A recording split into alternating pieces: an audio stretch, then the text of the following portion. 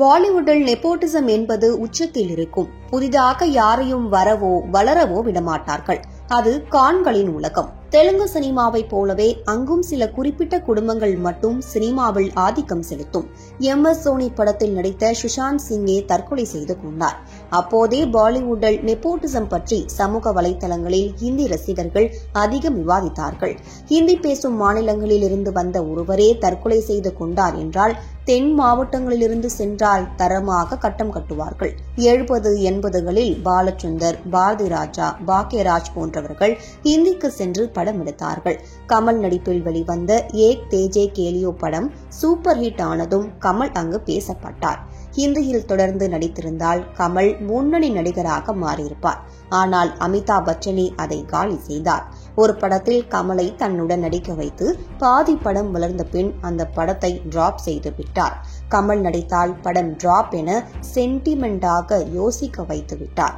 ரஜினிக்கு கூட அங்கு செகண்ட் ஹீரோவிடம்தான்.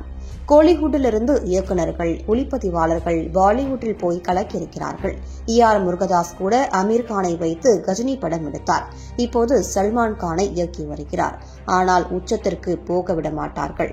இசை புயல் AR ரஹ்மானையே நெப்போட்டிசம் செய்து ஹிந்தியில் அவருக்கு வாய்ப்பு வராமல் தடுத்தது பாலிவுட். இதை அவரே ஒரு பேட்டியில் சொல்லியிருக்கிறார். இத்தனைக்கும் அங்கு பெரிய ஹீரோக்களின் படங்களுக்கு இசையமைத்து சூப்பர் ஹிட் பாடல்களை கொடுத்திருக்கிறார்.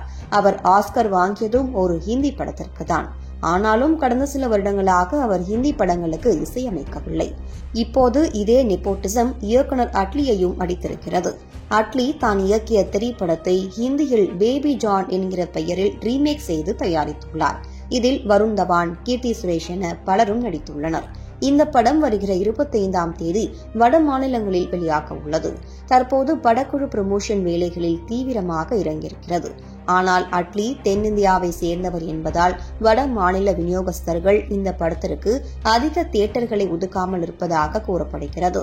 அட்லியின் குருசங்கர் முதல்வன் படத்தை ஹிந்தியில் அனில் கபூரை வைத்து நாயக் என்கிற பெயரில் எடுத்தார்.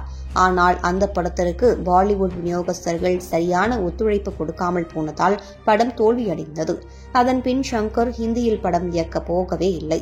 இப்போது இது அட்லிக்கும் நடக்குமா என்பது தெரியவில்லை.